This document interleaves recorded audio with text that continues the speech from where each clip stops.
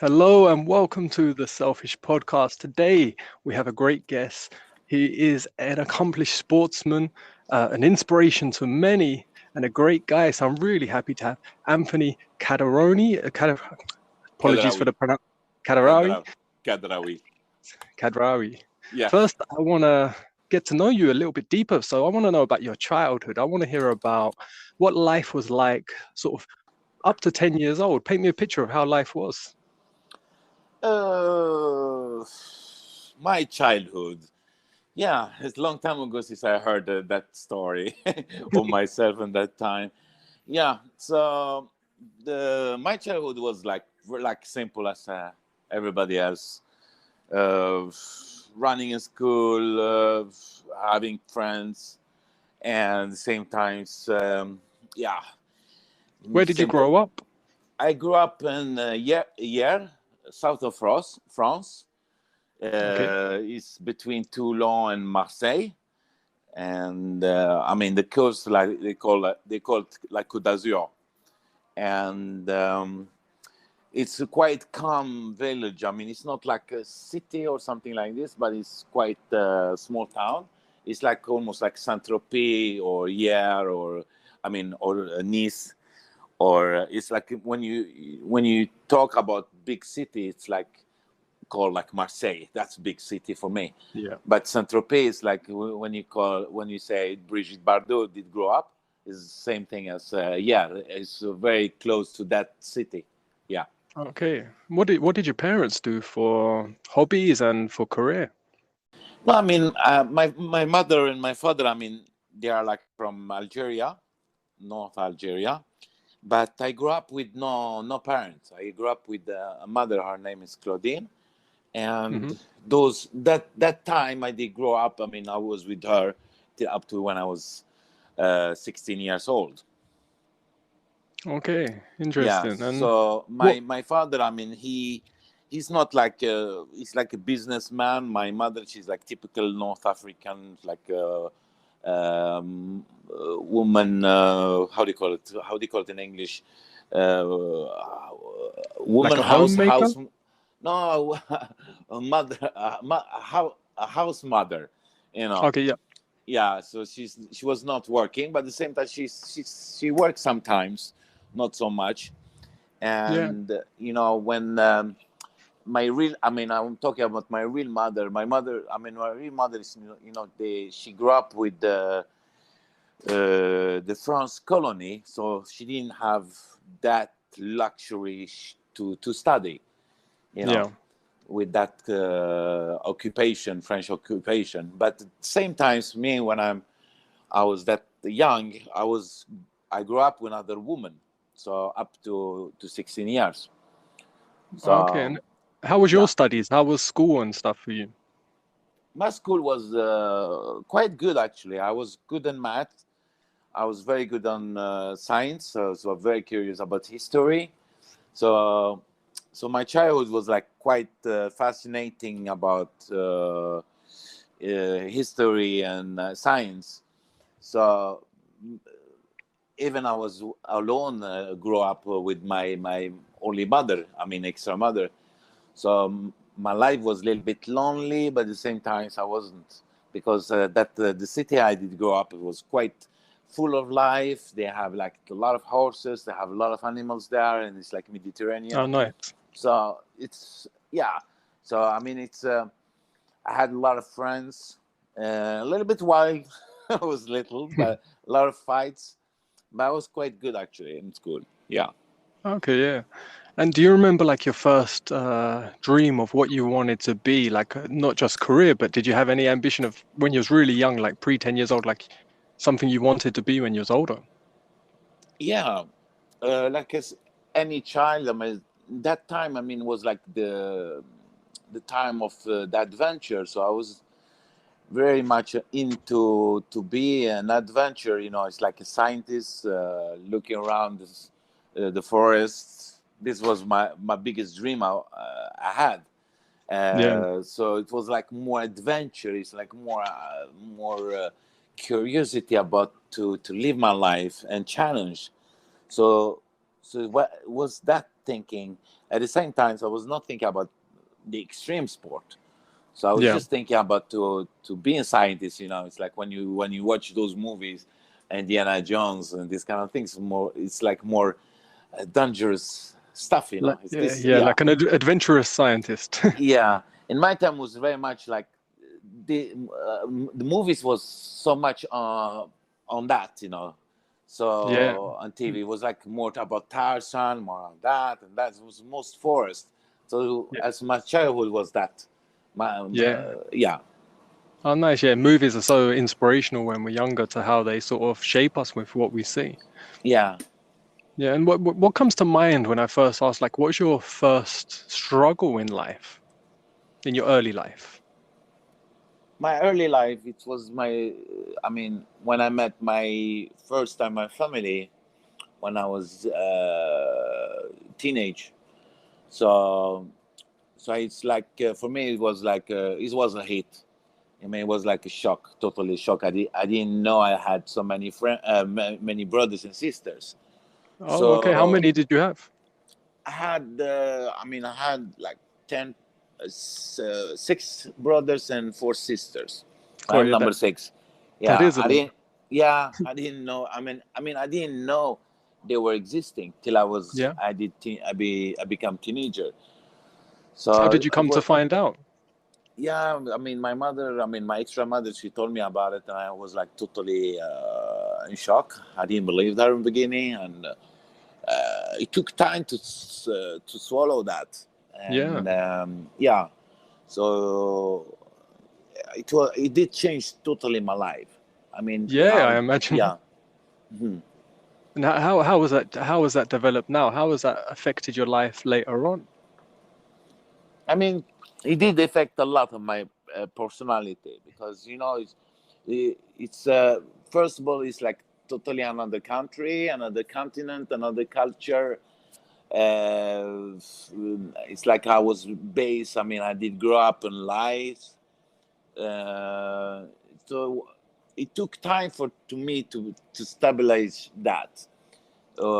Did you find anything that helped you stabilize that area? No, I didn't because no one had that kind of experience. Yeah, it's So not it a was, yeah, it's not common to not see. common. Yeah. Yeah. So if it had been like somebody living somewhere close to us or somebody in France, it's no problem. But it's like when you change culture, then you have to yeah, to take a plan. I mean, you have to travel to meet them, and it's like a big it's a big plan to do that. And Yeah, when to definitely. meet them, how to talk, what kind of language you're going to talk with them, what kind of culture. I didn't know nothing. It was like almost like a track that hit me. So it was a shock all the time. So it was like wave after wave after wave. I mean, even right now, I had difficulty to think about it. Yeah, and do you keep in contact with them, or was it like a one-time thing? It was first time we had like one time contact because for me we had I had the problem to meet them and to speak the language and everything, and then I start to meet them more and more and more, and then I did stay there for quite a couple while. I mean, and then I start to it's like to meet whole country. It's not just like to meet just the family; it's to meet the whole Yeah, country. It's like who you are. It's like now. It's like today. The problem in France with Marseille and this guy, he want to be new president. I don't forget his name.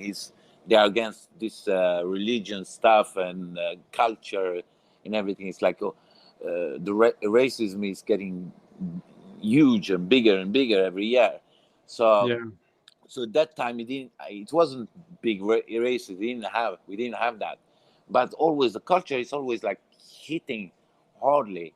So doesn't matter where you go, there is always racism, you know even in their country.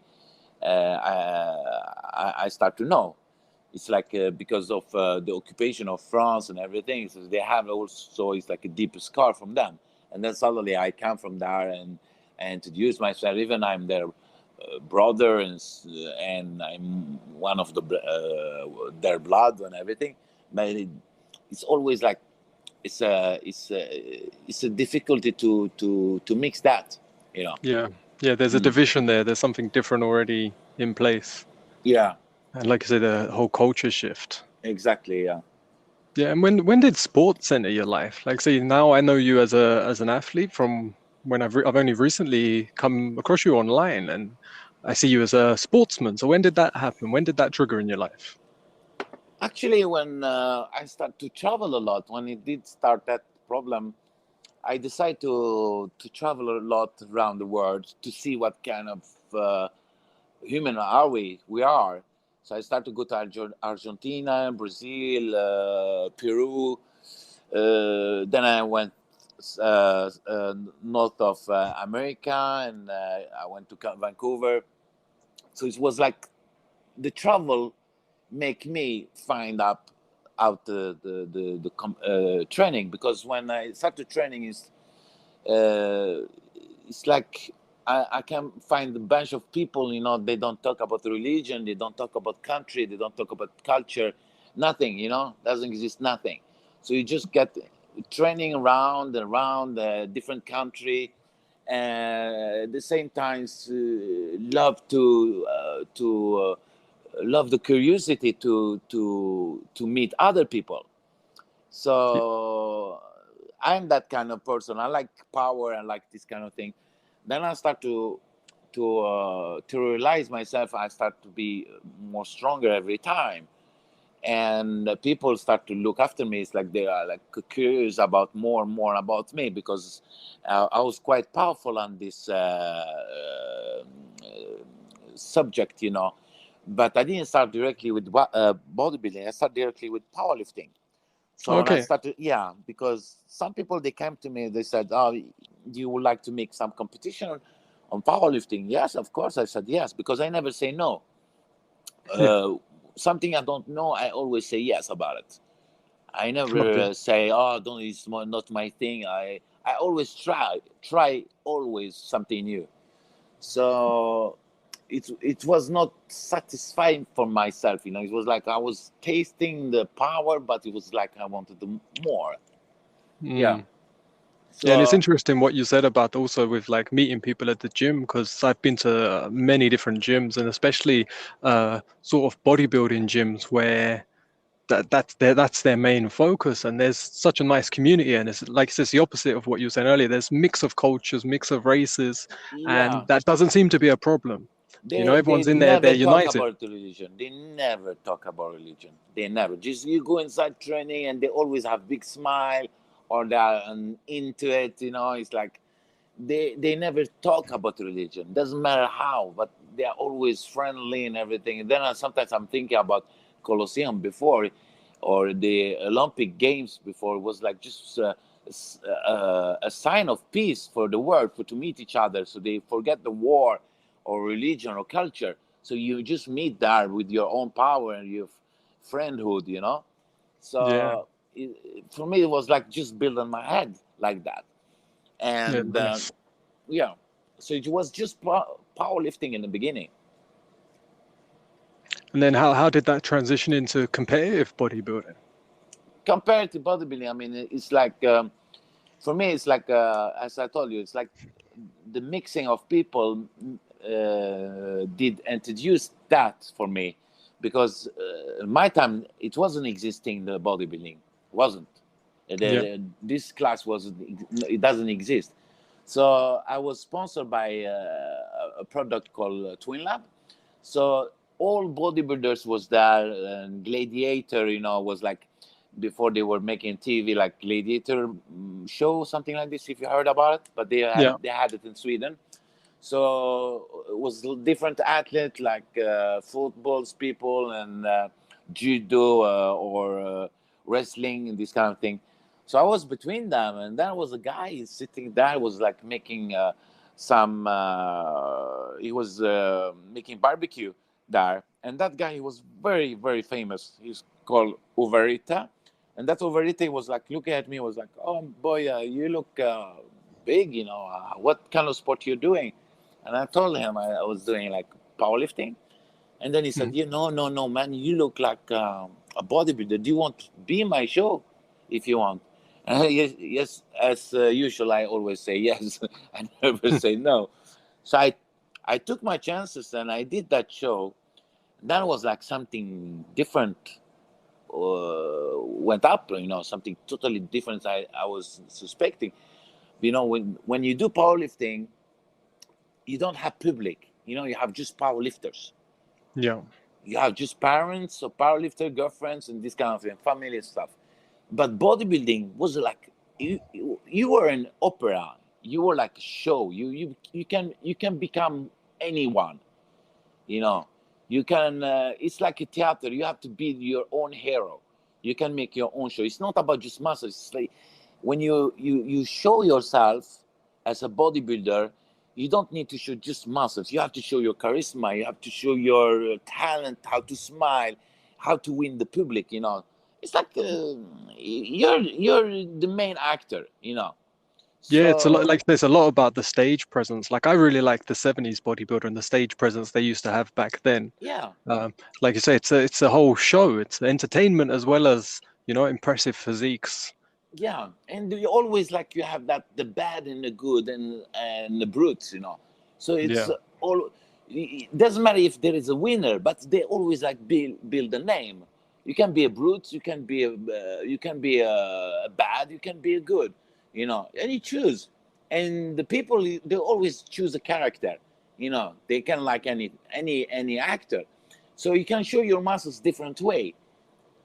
Sometimes it can take years for you can come in the first place. Even a bad can win the bad guy. A brute can win, and a good can win too. So once I was on the stage, and you see people around you, and they're just staring at you, you're waiting for action. I just love it. It was like something that was I was looking after. Yeah. And yeah, at the same time, you know, they never saw something like that before. A guy sitting in a wheelchair looking like that. So it was it was like a feed. You were like feeding people with that. Yeah. Yeah, and for a lot of listeners, that's the first time that the word wheelchair had been introduced. So lots of people wouldn't even know from hearing so far your story that you're in a wheelchair as you compete. How has that process been, and how did you end up in a wheelchair? It was like a long story. For sometimes I don't like to tell, but sometimes I tell. It's like a military injury I got, and by time when you finish the military, when you're done, you always like you find yourself in obscure, Hmm. and that obscure take time to get out. There is no medicine. Can help you except yourself. I Yeah. can tell you, there is no psychologue, there is no doctors, no friends. They can help you because no one did live that life you have been doing, and the same times that experience you had, and same times you lose your legs. So there is nobody can tell you no. We understand. There is nobody can understand except yourself. So it took time for me to accept it, and it took time for myself to build it. Yeah. But at the same times when you meet others guys, doesn't matter what their experience to have to be in that situation, it's feeding you, it's giving you something feedback, because then you can see a guy sitting in a wheelchair looking like you. It's like a mirror. When I see Harold Kelly, the champion, or the guy Gabriel from Italy sitting in a wheelchair, each person has his own story behind, but they look like you. I mean, it's not so many they went through that and build that kind of muscles. I mean, we are like 10 in the world looking like this, of thousands of millions of people sitting in a wheelchair, and they don't do nothing. And that's suddenly you look like a superhero sitting in a wheelchair. These people sometimes when I'm walking and I'm ruling in Mexico last time. A lot of people they told me like, oh, Mexico is very dangerous. Mexico that, I can tell you like this. So so hard, I mean, to accept our look. I mean, when they see us in the middle of the night, I mean, at 12 at night, a guy sitting in a wheelchair looking as big as I am, no one can come close to me because everything is wrong. What they see is totally wrong. In the middle of the night, a guy sitting in a wheelchair looking big. Sometimes I go up, pick up mushrooms in the forest. And when I pick up the mushrooms and I see people passing by, I can't imagine what they are thinking. They see me, they run away. Yeah. It's impossible to see a guy sitting in a wheelchair in the middle of the forest and he's huge like me. It's something the brain doesn't accept it.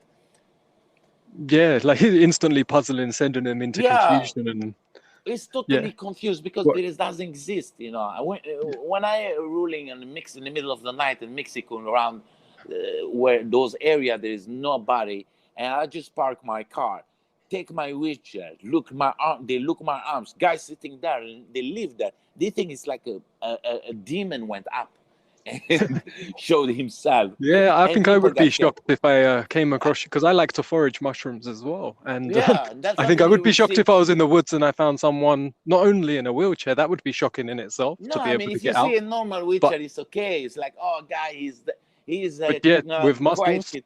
Big muscle is like, you will say, the guy, he's not sitting in a wheelchair. How he can come down? yeah, It's impossible. A guy sitting in a wheelchair looking like that. He must be joking. This guy yeah, with us.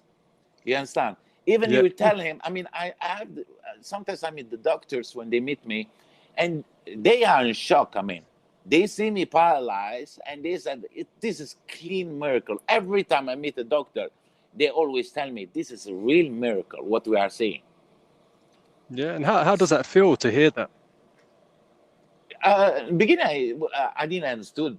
I didn't understood nothing. I was like, what?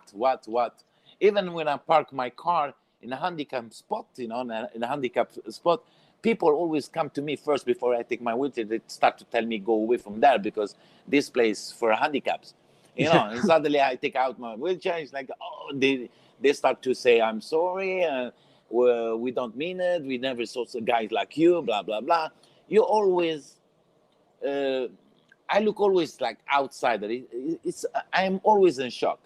Last time I was in Las Vegas, also I was passing through chicken wings, gold wings, or I don't know, a restaurant or places, and I had like a T-shirt on me. I mean, people stop eating. They stop eating because they told me like, God, you look the way you look, and we are sitting eating like pigs, you know, and yeah, getting fat. We have to stop to eat, you know. I make them stop without saying anything. So I always have this kind of experience. People come to me and they are in shock. And even for myself, when I'm alone, I'm not thinking that. I'm thinking always it's not enough. I have to do more than that. But when I'm yeah. out, they think I'm too much. Yeah. Yeah, no, it's interesting because I don't know if you know of this guy or if you've heard of him, but there was a bodybuilder in England in a wheelchair that I actually made his documentary many like over 10 years ago. His name was Dan Smith. Yeah, Have I you know heard him. of him? Yeah, Yeah, I yeah. made a DVD for him many He's my years ago. best friend. Yeah.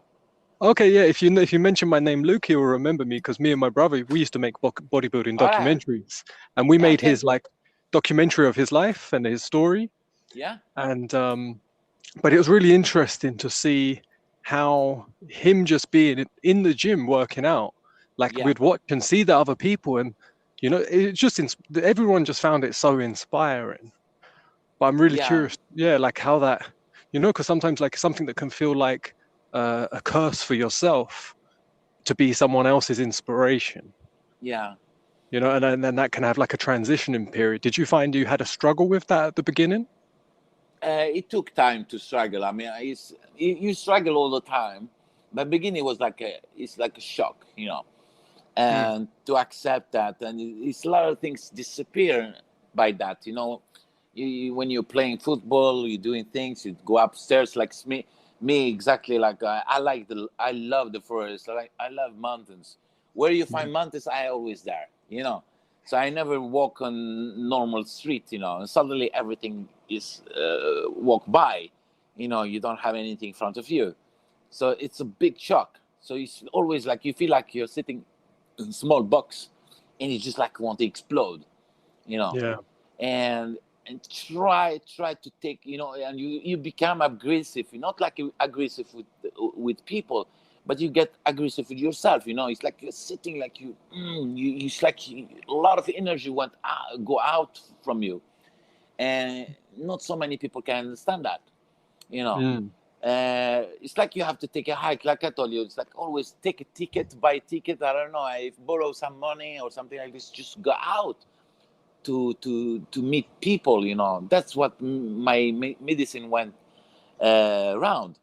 And the same times it was, I mean, that is individual actually, because for me it's like as myself, I love to travel, do things, you know.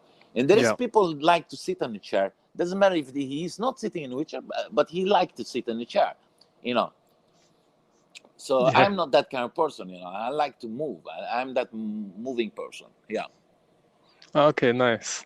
And how, like, I wanted to talk to you a bit about not just being a bodybuilder in a wheelchair, but being a person in a wheelchair. You know, you're a human, and how that affects like the human rights side of things and your day-to-day living and, you know, doing things in the world.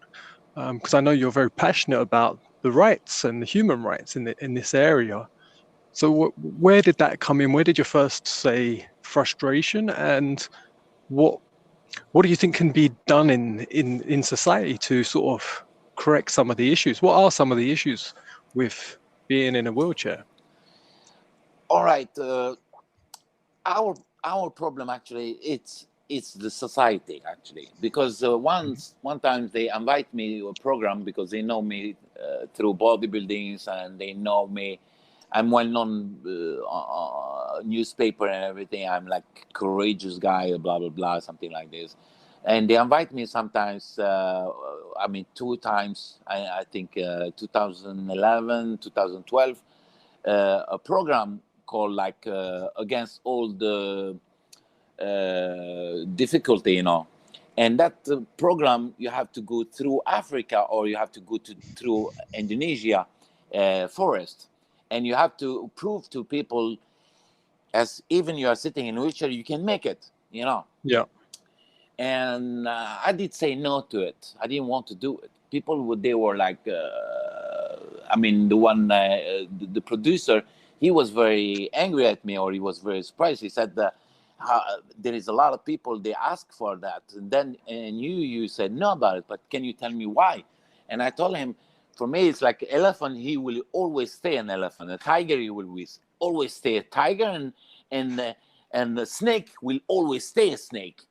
So if I get through those ones, they will, if they get hungry, they will eat me, or if they feel threatened, they will kill me. That's it, you know. But when I'm in the city, it's totally different, because when I'm in the city, it's like there is stairs. It's no problem for me. I can meet the stairs as you meet the stairs. It's totally like difficulty you meet on the nature. Even it can be like a man-made, you know. But if a human being say to you, no, you can't get inside the cafe, or a movie theater, or a museum, or a park, or someplace, you know, and a human being tell you, no, you can't get inside. That's my problem, you know. The society need to adjust that, because you become an animal, you know. Yeah, and that happens because if they don't have certain, like, is it licensing based? Like if a company or a museum, or like you said, cinema or something, if they don't have a certain regulation box ticked, even No, if you it's could like a get inside, policy. No, they it's say like a no. policy. It's like a policy, you know. It's policy in their papers. Says it's like about assurance, about that, about money, you know. They always like, when you try, you're trying to get in. I mean, try to yourself. I mean, you sit in a wheelchair and try to go a cathedral, or you can go to a church. If there is a second floor, if you try to get inside, they will tell you no. Today, any country you want to go, they will tell you no. Why? Because they always think about the assurance. If something happened, we can't take you downstairs, you know. And Like if there was a fire, they will say, "Oh, we it's a can't get you fire, out quick." or it's an old house, or is an old street, they will tell you, no, the law say we can't change the house or a building because that house, it's from the 1800 or 1700. So we can't change those stairs or doors. So we can't build even a elevator there inside. So you always struggle against those kind of policy or law, you know. And that's been an obstacle for you a lot then in That when is you're living in the city. yeah, the forest never tell me no.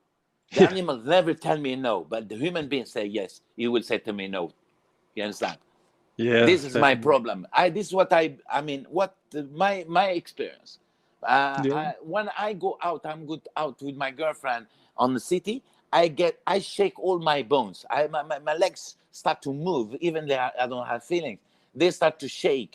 All my body start to shake. If I go to a restaurant, what do you will think people I'm with a girl? If I go to the museum, perhaps I will not make it. If I will go to her parents, I can't make it. If I go to the school, if we say I have a child sitting in a wheelchair, I have to call the school. It takes 6 months. Perhaps if I can have from the judge, they will say, okay, we're going to change the door of the school. You know, it's a lot of things the human beings say no. But if you want to go to the forest, you will not shake. You will take your child, your friend, your girlfriend, wherever, you go to the forest. This is why I told the company, I don't want your stuff because this is not a challenge for me. The challenge is to be in a big city, to live my normal life. I want to go to the beach. Can you make the beach for me? No, they can't. They destroy everything. They drop bottles. When I'm rolling on the beach, I find sometimes those plastic bags on my wheels. Yeah. Why? It's all the pollution I get in my wheels. I can't even roll, you know. Yeah, no, it's actually interesting. I've been sharing a lot of that on my Instagram recently because I spend 99% of my time in like quite deep nature. I don't really go to the cities anymore. I try and stay in wilderness as much as possible. And I'm forever picking up bags and bags of rubbish. You know, and Yeah. I can only imagine if you was in a wheelchair and you went to some of the places I went, I mean, even if it's, you can get across the terrain, you're yeah. going to get rubbish caught up in your wheels. Yeah, it's crazy. Even we say like this, we change a little bit the course. If I would say I would like to go any swimming pool in the city, some swimming pools they will tell you no, we don't have security for you. If you will drown, we don't have some people can help you to get out from the water. So we don't accept you to get inside the pool. Yeah, even if you can swim and you're like, I can take care of myself, they Yeah. say no. Yeah, even there is some beach in France, in La Côte d'Azur, the south of France. You go inside the beach, they will tell you no, don't go inside. You will not even get through. Sit down on the beach. They will tell you you can sit down, but you're not allowed to swim. Yeah, that's crazy. Like I said, Yeah, and it's a difficult one. I'm not sure like what can even be done to change that, but I do think an awareness to it is needed because it's new information for me. Like I don't know about yeah, these difficulties, and my partner was in a wheelchair for a year. She was told yeah, she would never walk again, but yeah, she is walking now through lots of alternative therapy. But yeah, I got to see a lot of the difficulties of caring for someone in a wheelchair, but because of her state, we never got to do any of them things to find out that area of it. So yeah. it's really interesting to hear them things. And the only thing I can think is like if more people knew about it, that then it's just bringing that awareness in. But it's really hard to see how that can change. It changed a lot. It changed a lot. I mean, even the view. I mean, how people look at you. Example, if, when before I did walk, before when I was walking, I didn't have any difficulty for how to talk with people, how to meet girls, or how to work, or how to study. Everything changed. Every single corner did change. Even when you try to meet a girl, we say that girl did accept you. The parents doesn't accept you. Her friends doesn't accept you. It's Yeah, society. Why the guy is sitting in a wheelchair and he's with that beautiful girl? They will think, oh, she is crazy. And then she get embarrassed, that girl, and then she will tell you, oh, I can't be with you, and she doesn't want to harm you. She doesn't want to destroy your heart. She will tell you, no, I don't want to be with you. I don't want to be with anybody. But the problem is not that. It's the problem is she had also pressure. A lot of people tell her, why you are with that guy?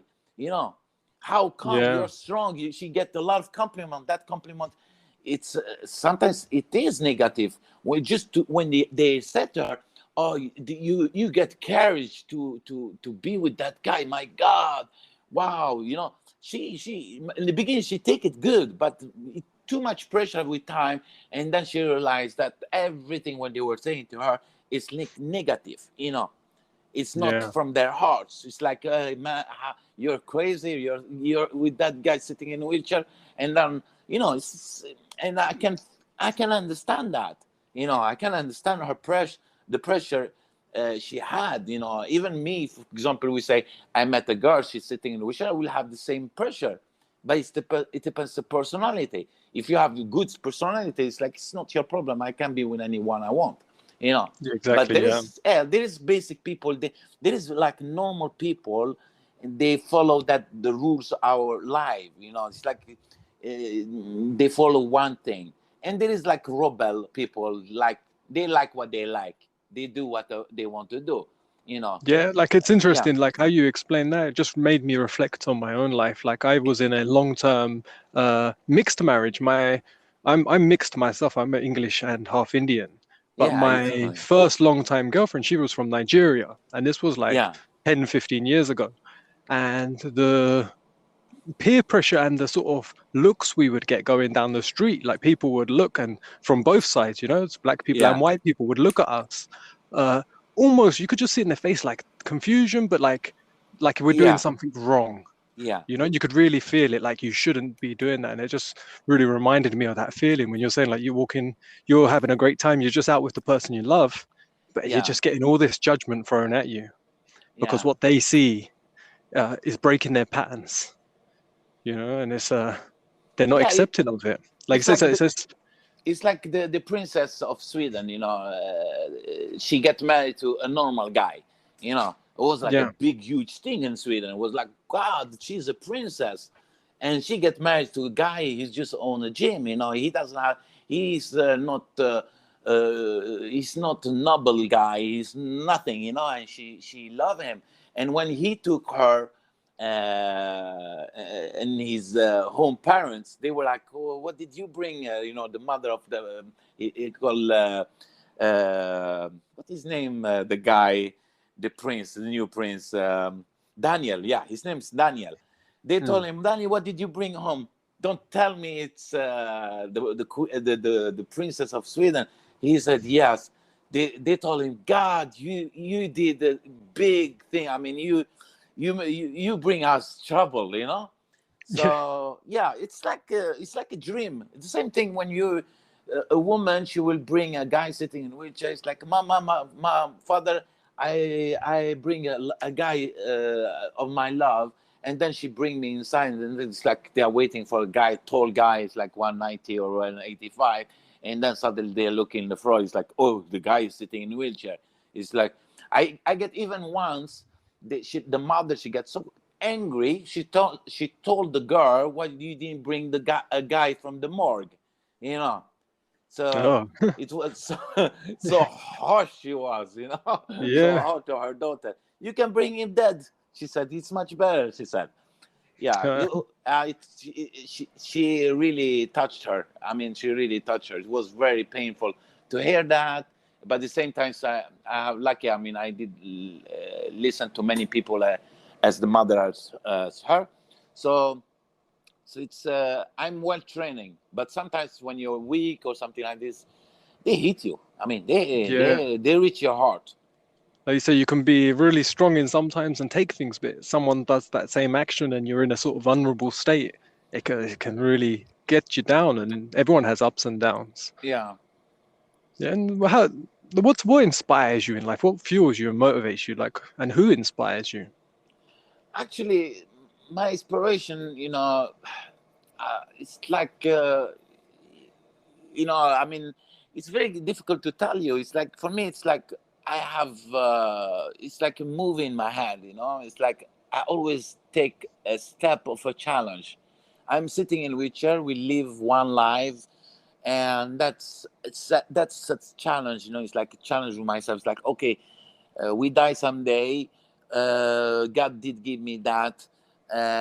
Perhaps He's testing me. I have to show my power here, who I am as a person. It's not like Yeah. because I lost my legs, I can say howl or wherever I will do. I will see my power, who I am as a person. Perhaps I have another name, another life, but right now my name is Antoni. It's like, okay, that person, Antoni, I have to see what he can make, what he's capable for. And then it's like I'm sitting in a wheelchair, and then I meet those kind of people that says no, because it's like the rules who make it. When you see yourself in the forest, I can tell you, like, you are free. I went to the Amazon, and my dream to go to Galapagos, just to be in with the animals. But Mm. the animals, I think, so it was like a challenge actually. Before I did sit in a wheelchair, it was like a challenge for me. But after, when I sit in a wheelchair, it was not a challenge anymore, because it seems very easy for me to be in the forest. You know, Yeah. I don't have that critic. They don't touch There's my no judgment soul. in the woods. Yeah. So when I see this kind of challenge, it's like a guy doesn't have respect for himself. He doesn't have nothing, and he stands in front of you and he tell you no. And this no is just a rules. A rules, you can change it. I can see myself. Okay, I can change it. I have to see. If I can change it. If people, like we say, the women, it's like the biggest. The biggest hero for me is a woman. A woman, Hmm. when they start to do something in the first time, they were like having big obstacle of man. The woman, Yeah. she's not a good woman. She's supposed to be a woman house, and she's supposed not to work. She's supposed not to drive. She's supposed not to take a weapon. It's like every step she make a woman. So it's like it's changed the aspect of the word. So it's Yeah. always, for me it's like the woman, she's an idol for me. Where everything she go through, Oh, it's nice. a I like that. challenge. You know what I mean? So for Yeah. me, Yeah. No, I really okay, I'm like that. sitting in a wheelchair, and there is also the same time the first black people, they start to revolt on USA.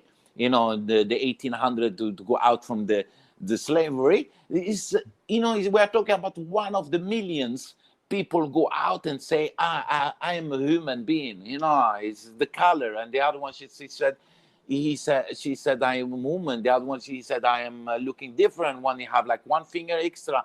It's like we always have to, one person have to come out, and the other follow.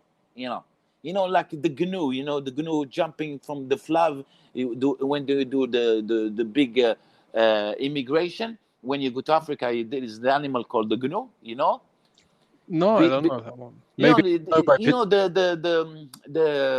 the called the GNU. When they pass the flood, the lake, when the crocodile waiting for all the animals to Yeah. pass through, they're always that first animal jump in the water, and the other Okay. one Yeah. follow.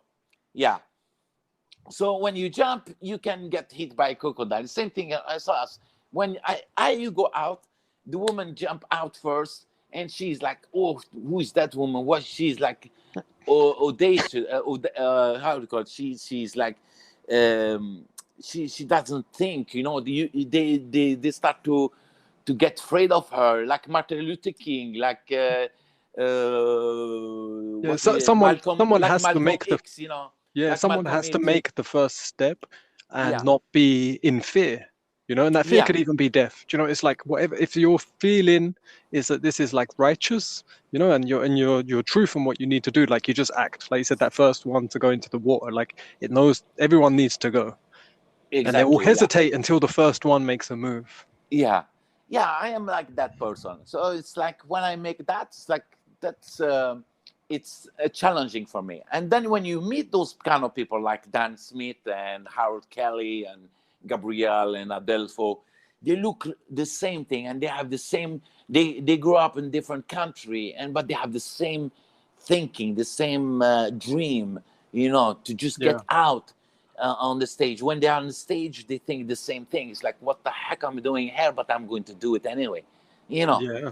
And what So challenges is there in the sort of bodybuilding world with, because it's fairly, like I said, I was working with someone 10 years ago when they was doing it, but at that point he was like there was two people that I remember even in that category, and they were finding it hard to even get people to put him on stage with, because there wasn't so many people that could go. And I remember we saying like there just needs to be an upper body class, and he can be in that, because he would beat nearly most of the people in the actual show on Yeah, from the torso upwards. But it yeah, was really hard for him to have even any competition. And he was almost just yeah, getting lots of guest spots. And like I said, he was put there for motivation. And you could yeah. see one side where it was like he's being shown and used in a way. Yeah. Um, but how is it now? How is it different now? And what are the obstacles in the actual in the Actually, bodybuilding world? in the bodybuilding world, I mean, it's like the bodybuilding. I mean, the fitness world is quite big. It's huge right now. It's Mm. like it's now it's the big boom actually, and we have been now like almost 10 years in this business, and we have been competing as at the bodybuilding when it started like a pro, like 2011 till today. Mhm. But the course take time to people accept us. We are like in a circus, you know. The people like Yeah. we still have they I mean, it's like we said, the quarter people did accept us. I mean, one third, the one third people did accept us, but the rest didn't accept us yet, because they didn't say no, but they are like in shock. What needs to change, and what has changed that you're aware of? Uh, right now, it's like when I was talking with Dan Smith or the other guys, we have to always to maintain. Now it's like it's about to maintain, because we are so few in this world. The guys of us, I mean, as us. So we are like not just competing; we are maintaining the sport. We are trying to hold it. Yeah. Even it's like you are not ready, sometimes you have to be in the spot and show yourself, because we don't want to this vision will die. So because there is a lot of guys sitting which they are just watching, and the other people, especially this industry, for to accept us in this division, they have to see us all the time there. So we have to keep this sport alive. So each time we are competing, it's like almost we know who is going to win, because we don't have even time to grow. I mean, we are Yeah. growing everybody at the same time. So, I mean, Harold Kelly is growing, I am growing, Dan Smith is growing, Gabriel is growing. So it's like always like we are growing the same things. It's not like we example like I take a break for a year to just like bulk and eat a lot, and then suddenly I'm going to compete against Dan Smith, because Dan Smith is heavyweight and Harold Kelly is heavyweight. So if I have to reach them and win the competition, I have to rest one year. But I can't afford it because of the sponsor. I don't have sponsor. I don't take my chances to leave those guys alone, because if they're alone, the sport will be they will shut down the sport. So I have to keep going all the time. The people have to know we are making show most of the time, and we have to Mm. maintain this competition. So for me it's like not like the target to uh, to win Harold. For me, the target is just to maintain the sport. Yeah, you're there representing your Yeah, category, and e- the fellow competitors in your class. exactly. So I'm holding this class for others coming, for the young people coming right now. So Yeah, for people can see. because there's so few as well. There's no like divisions within that class. You're all, like you say, different weights, but you're all on one stage. We are the same, almost the same athlete every year. So it's like for to have a new athlete, it's like take time. Like we have like two guys came early, called his name Bradley, and one is Tyler. They are working hard. I mean, those guys are working hard, but they can see us like we are not missing anything, you know.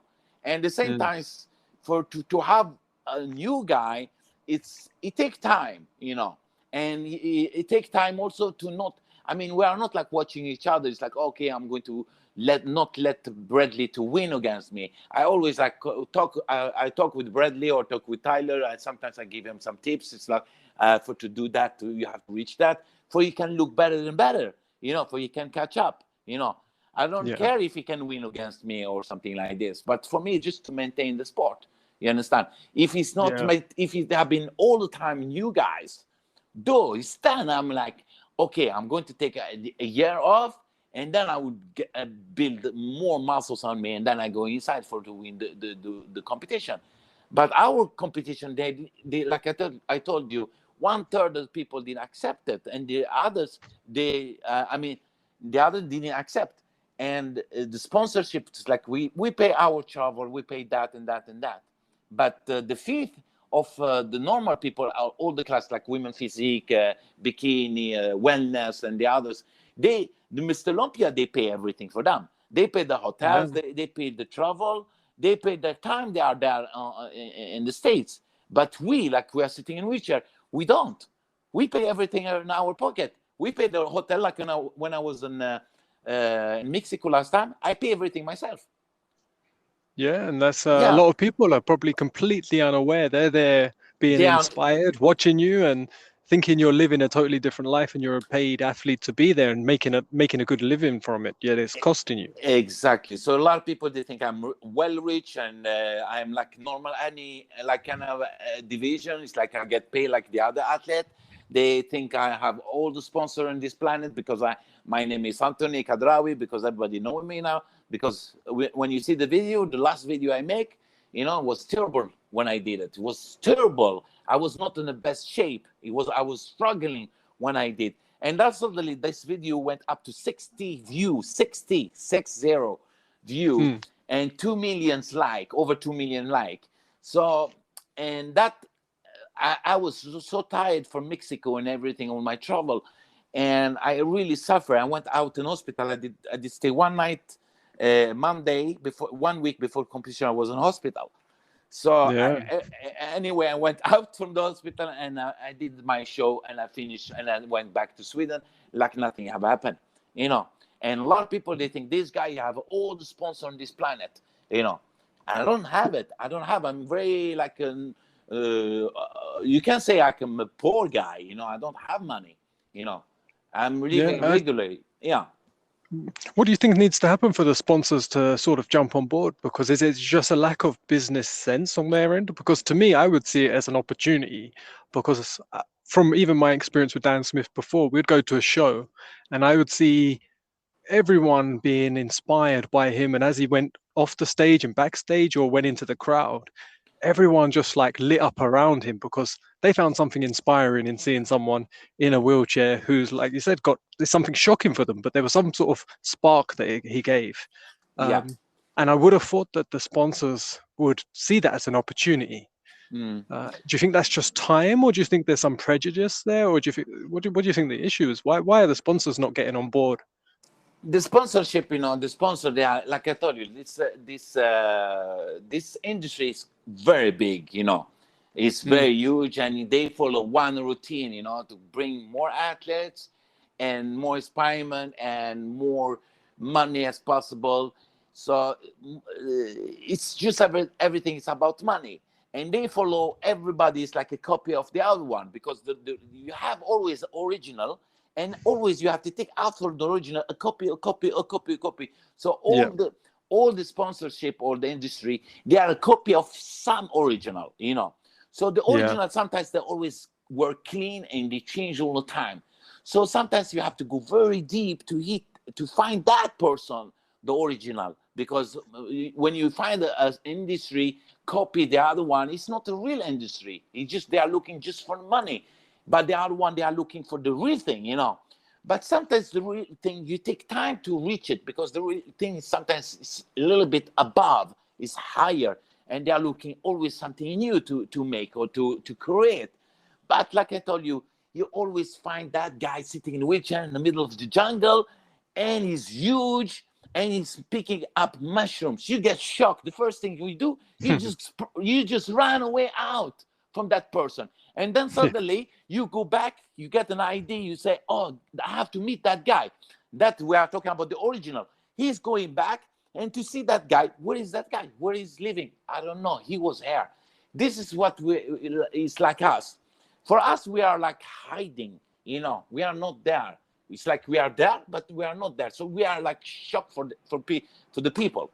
And the other industry, they always want to find that first woman come out before they make that step, and they are waiting for the original make that step to say, hey, you are sitting in a wheelchair, you're giving a lot of experiment, here you come. So when they do the first step, then they copy, they will come pick you up. If the original didn't do anything, the other, they don't do nothing, because they still have the same copy and the same rules and the same how do you call it, policy, you know. Yeah. So we are always on the question. So every time we go there, I mean, I can see the tension when we are there. It's like, should I come, should I not? But when they are like drinking, like when we are in Arnold Classic, a lot of people, they are there, you know, like those copy of the industry, they always come to us and say, oh, you are amazing, I will sponsor you, I will do anything, blah, blah, blah, blah. And you have a lot of courage. But once he wake up in the morning, he remember what he did say, but he can't, he doesn't have the courage to come to you, say to you, hey, you, I did talk to you last night, and I will give you that and that, I will hold my word. You understand what I mean? So they're always like this, like, oh, okay, perhaps I did a mistake to go to them. And they feel embarrassed and blah, blah, blah, blah, blah. And you're always losing time. And especially we athletes like Dan Smith, like me and Gabriel, we are living outside of the industry. That's mean the real industry is, the original industry is in USA. And the copy is around Europe. So to reach us, you know, for the real industry, to reach us, they have to reach the Europe, you know, after Corona, after this, it did stop everything, you know. So it paralyzed all the planet, you know. So they couldn't reach us, you know. So I don't know. We are just waiting for that person will come, say, hey, I think that's coming soon, you know, like I say, because it is changing, and I've seen just the level of competition and the amount of people that are there. And I think it is just an opportunity in waiting, because I think any big sponsor that becomes that first original that takes it up, you know, they're gonna, if they promote it in the right way, they'll make people feel worthy towards their brand. You know, someone was telling me the other day on another podcast, they called it like conscious currency, I think is the word. And they said right now, especially during COVID, people are being a lot more conscious with where they spend their money. Yeah. And I think a lot of people, when it comes to supplements and stuff, if they see that, you know, that the athlete that they're sponsoring isn't just the next person with a good set of abs, the next bikini woman with the best butt, you know, but they're like, this is like someone inspirational as well. Yeah. That sort of area, I think a lot of people will come on board. But like you said, we need the first big brand to make that big step and make it public and make it bring a lot of awareness to it. Yeah. Yeah. So and how has COVID and stuff been for you over the last 2 years? Like, it's affected everyone in lots of ways. How has it affected you personally? A lot of things, you know. It did affect us. I mean, did affect us, everybody, you know. And it's like I told you, it's like when you're sitting on a wheelchair, it's like you put a piece of chocolate over the cake, you know. It's like we become more as COVID than ever, you know. When they see us, it's like, oh, the guy is sick, he's sitting in a wheelchair. Oh, you know, people, they're afraid. They are totally afraid. Yeah, I didn't even think of it that way, but yeah, people are going to look at it as like, even more so. Yeah, so it affects us, but at the same time, it didn't stop me. Like for me, I did show them more I am worthy, you know, because a lot of people couldn't get through Europe. It didn't get through Europe, I mean, through to USA to compete. I did it. 2020, I did the competition, Mr. Olympia and Arnold Classic. A lot of people couldn't make it. Oh, nice. Yeah. And 2000 this year, 2021, I make it. A lot of people didn't want to do it. They had opportunity. They could go to Turkey, Turkey, you know. They could Istanbul, I mean, to make the quarantine there. They could go to Dubai. They could go to Mexico. And a lot of people, they were afraid of Mexico. They were saying, "Oh, we will get robbed, and we get that and that and that." And for me, it was like, I went to Mexico and I didn't get robbed, you know. And I did stay there, and I went through this training and everything, and I did it twice, you know, twice I did step over COVID, you know, and I went to the Mr. Olympia. I am so happy. This was for me the biggest competition ever, more than to stand on the stage. To be honest, for me it was just to travel, meet a lot of people, training, go to put a mask on my face, and find the right gym, you know, to accept me, you know, and then you go to the airport, they will cherish you, you know, it's like you go all of the misère, and then you are standing on the stage, like what a relief. It's like, God, I went through, and now I'm in the stage, I make it, you know. It's like Nice, man. Well done. Yeah, congratulations on making it. Like I said, it's yeah, persevering. yeah, it was like I went up the Mount Everest, to be honest, to struggle that, and then you're up Mount Everest. You don't care how you go down from Mr. Everest. You're just like, I am here. The rest I don't care. You know, that's I'm so proud, and that did make me prove my own self. It's not my handicap is the problem. It's the handicap of the people. The people, they are the handicap, not me. So I can do anything, you know, I can challenge anyone on this planet. Anyone says I have legs and I can do that, I will do it with him. I can change anybody. Before, when I was sitting in a wheelchair, before when I started to sit in a wheelchair, I was thinking, oh, the guy, I can't do any more things, blah, blah, blah. And like one time I was driving a car, and suddenly I saw an old woman. She was trying to stop a lot of cars. Didn't stop for her because she had like a flat tire. And then I opened my window and I was like, "Oh, lady, ma'am, you have problems?" She said, "Yes." I said, "I can help you." She said, "Oh, thank you, my son. You're a very kind person." Then she saw me. I went out with my wheelchair. She didn't believe it. How this guy is going to change my tire? He's sitting in a wheelchair, you know. And I could see her, the mother, I mean, the mom, you know, the woman, she was just staring at me how I was changing. I mean, her problem went away, you know, when she was sitting like hours on the street, her problem went away just to see me changing her tire, you know.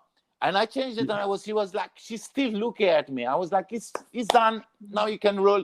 And she still had a big shock on my face, you know. She was like, she didn't believe it. She said, "I don't believe what I see. It's like Jesus went down." You know, I said, she's never going to forget that moment. Yeah, I said to her, "There is no Jesus, just me," you know. And then she told me, "What's your name?" I said to her, "Antoni." She said, "You're Saint Antonio. You just give us just a symbol as your name. You're sitting in wheelchair." I said, "Listen, me, I am not Saint Antonio. My name is just Antoni. And I'm sitting in a wheelchair. I did change your tire. Just let me go." Yeah. She was like, she didn't believe it. She was like totally insane, this woman. She didn't want to let me go. To keep you as some sort of like lucky charm. Yeah. Yeah. But my challenge is the people today. My challenge is like to show to the people I can do it. There is no inspiration. I mean, right now I have the most like of everybody. You know, even Arnold Schwarzenegger, he didn't get so much like in different pages. You know, I get 60. You can go to fitness if you get Instagram, Mr. Olympia Instagram. You can see I have like 7 million saw this video. Another page was 60 million, 60 million. Nice, man. Well done. And 2 million. Most of everybody, even Big Ramy, get 3 million. 3 million against 60 millions. And and it's these big numbers that you're reaching. Like I said, it's the awareness, and these are the things. This is when people see the money people, they see profit. And they'll go, okay, something needs to change here, and someone will make that first step to make things different. The people like us, people like me, people like Gabriel, people like Dan Smith, people, when they see Dan Smith go inside with the size he have, and he's like showing from his heart, there is nothing else. He's like a baby in his chest, you know. He's showing what he is capable. So people learn. They have to learn. Everything is possible, not impossible, you know. So they have to wake up, stop howling like dogs, you know. It's like, oh, my fingers hurting, oh, my shoulders. Or me, I'm like training every time at 2 o'clock in the morning. 2 o'clock in the morning, I have my heavy weights training. And in Sweden, it's very, very well known in the snow. we have like 20 centimeters high or 40 centimeter high snow. I jump in my car, I clean my car first. I clean my car and I drive my car to the gym. I have to clean the door of the gym and get the training done and go back home, every day till I reach my competition. And people, when they tell me, it's like, well, which one is the most difficult part on training? Yeah, go to the gym. Just to go to the Yeah, gym. My just to problem is get there. just to get there. To lift weights, I don't have any problem. Yeah. Yeah. So See, we only had a little bit of snow when the place I used to train in England was like in the forest, and it's actually just called the Forest Gym.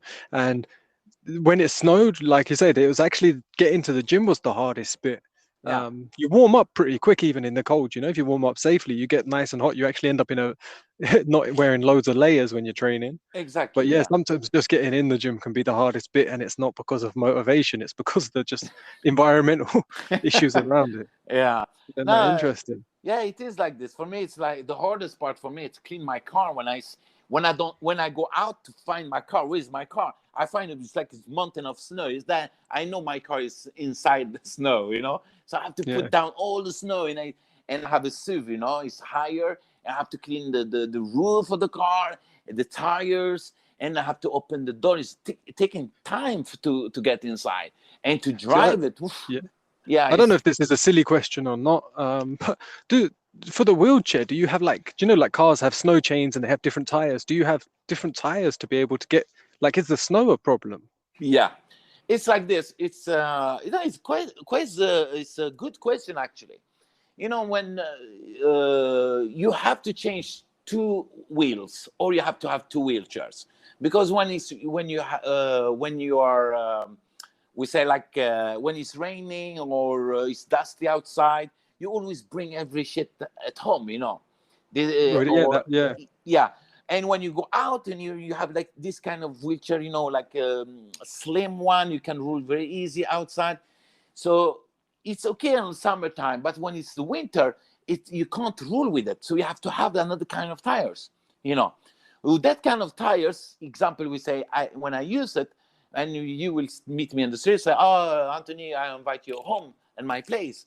Then it's like when I come to your place, I will destroy your home because of my tires. So I have yeah. always to have to bring extra tires in my car to use them in your home. It's like an extra shoes, Yeah, it's like when someone says take your shoes off when you come inside. It's like I can't take my wheels off. Yeah, but I now can change my wheels. yeah, you can change the wheels, but and now the new wheelchair, the newest wheelchair, you can take the wheels very easy. You just press a button. It's like you take all the wheels out. yeah, Very easy.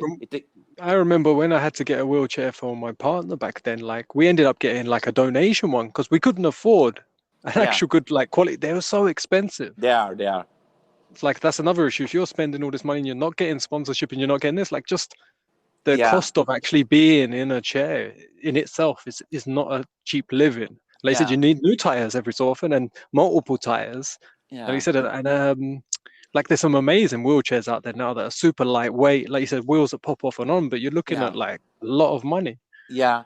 My wheelchair cost the one I compete with. It costs like $15,000. So 15. $15,000. Yeah, so that's like a car. It's like a car, yeah. And I have I I, three. li- You have I three of travel and them. live in a motorhome, like a van that I converted, and it didn't cost me 15,000, and that's my house. Yeah. No, but it's like this. The oldest wheelchair of the hospital, you can't rule with that. We can't go outside with them. You can't jump in a car with them. It's very difficult to have them with you. I had it in the beginning, but it's not like for every day. But now Yeah, today they make new wheelchair thanks to the states, thanks to the sponsor and everything. They can make a wheelchair suit exact after you. Like my wheelchair is like it's exact after what I want. It's like it have to be like 15 centimeter, 20 centimeter on the back. The how large the wheelchair have to be. Like for me, mine is like 36 large, and it's like with measure after you. yeah, like Yeah, custom fit. Like it, that's good. yeah. So it's like my sit ski. I have a sit ski. It's also the same thing. It's like after my sitting, you know. So it's it have to suit you to you can use it quite a lot, you know, and it have to be durable, you know. So it's the one on hospital, they are not durable. You can use them perhaps like 3 months, 4 months, they start to get destroyed. Yeah, like that was like the one I used, and it was so heavy. Like, there's no way someone on their own could have used it. Like, I struggled to sort of fold it, put it in the car. You know, it was heavy. Yeah, It didn't roll well. Like, everything about it was hard work. yeah. And this one we have, they are like very beautiful. They are so spacey. They it's like they are melting on you. It's like you become one with the wheelchair. You know. Okay, yeah, this wasn't this. This is like an enemy. You know, you didn't become one. No, you didn't. It's, It's like it's it's huge, and people so see. painful. Yeah, people You see put you in are sitting cushions wheelchair. and Yeah, blankets trying to make it fit, and it's terrible. yeah. No, the only things you can be afraid of with wheelchair is an airport when you travel. When you travel, you can lose it. You can lose it. So when you land in any country, and then they will tell you, oh, Yeah, like losing your baggage, right? It's yeah, they will tell if you you it's lose like your no, wheelchair, you're like, what? yeah, we lost That's your wheelchair. Yeah, yeah, that's got to be quite a bit of mental pressure on your flight. yeah. It's I get very angry, very angry. Give me back my wheelchair. It's like because you sign the paper at the gate. You say, oh, I would like to have my wheelchair when you land. So the wheelchair have to be inside the aeroplane, not like outside with baggage. It's supposed not to be Yeah. with the baggage. So when this Mr. Olympia, when I went in Orlando, they lost my wheelchair. So I was sitting in an airplane like 4 hours alone inside the airplane. So I was waiting for I was waiting for my wheelchair. Then they bring it to me, and I saw one was how do you call it, destroyed. So I called a friend. I'm lucky I have a lot of friends in the USA. So they adjusted somehow, so I could be on the stage with it. Yeah, it's terrible, Okay. terrible when it happened. Yeah, and like you're saying, if you're going there to compete, you've got prep and you're on a routine and you've got structure. You don't need all the extra stress as well. Exactly. Yeah. So this is it is. Okay, man. I don't want to take any more of your time because I really appreciate it's just been over an hour and a bit, and really appreciate your time and you sharing and contributing. I have a few small questions that are more like that I ask every guest at the end of a show that are just quick fire little questions. Yeah. Yeah, and then we'll finish up. Yeah. Okay, if you could choose a cat or a dog. Car or what? A cat or a dog? Cat. Okay. And what's your favorite color? Gray, blue. What Blue, gray. excites you? What excites me? Yeah. A dancing woman. Okay. What turns you off? Something boring. Something boring. Yeah. Yeah. And what sound or noise do you love? Forest. What sound or noise do you hate? When the wind of the Easter, I mean, how do you call it? Before winter, what do you call it? Autumn? Autumn, yeah, the wind of the autumn. Okay. And what's your greatest fear? Myself. Interesting. And what do you challenge about yourself? What's your Uh, consistent challenge? to the unknown. To what, sir?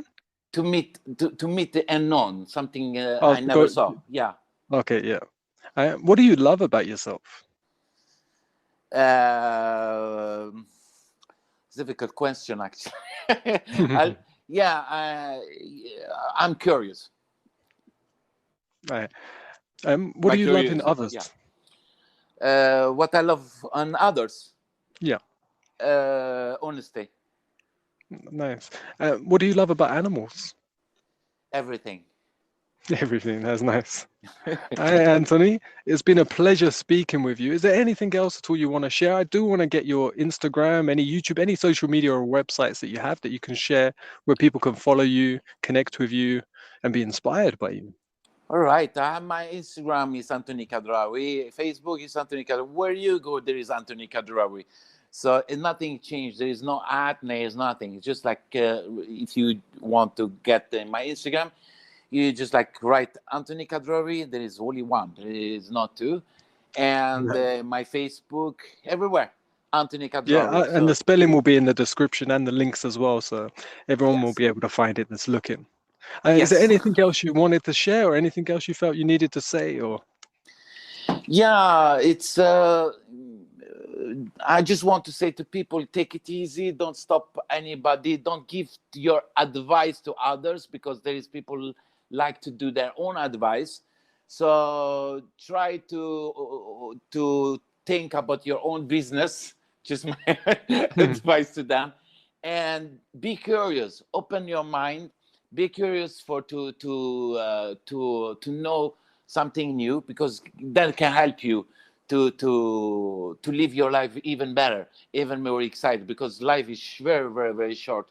So I can say, be curious and try anything it's passing your mind. Otherwise, you will regret the rest of your life. That's it. Beautiful, man. Thank you so much. And thank you so much for your time. I really appreciate your openness and honesty and authenticity. It's Thank been really interesting to hear your story and thank you parts of your very much. life and know you a lot more. Yeah, I thank you. enjoyed it. That's another reason it's called the Selfish Podcast, because I just like hearing people's stories. Yeah, But it's it's lovely. It's also lovely. nice for other people to hear and to get something That's a little personal. So I hope you enjoyed it too. Thank you very much. And yeah, have a great rest of your night. You too. Nice to meet All right, man. Thanks again. Have a you. nice You night. too. You too. You too. All right, All right. speak Bye soon. bye. All right, bye. Bye. Bye.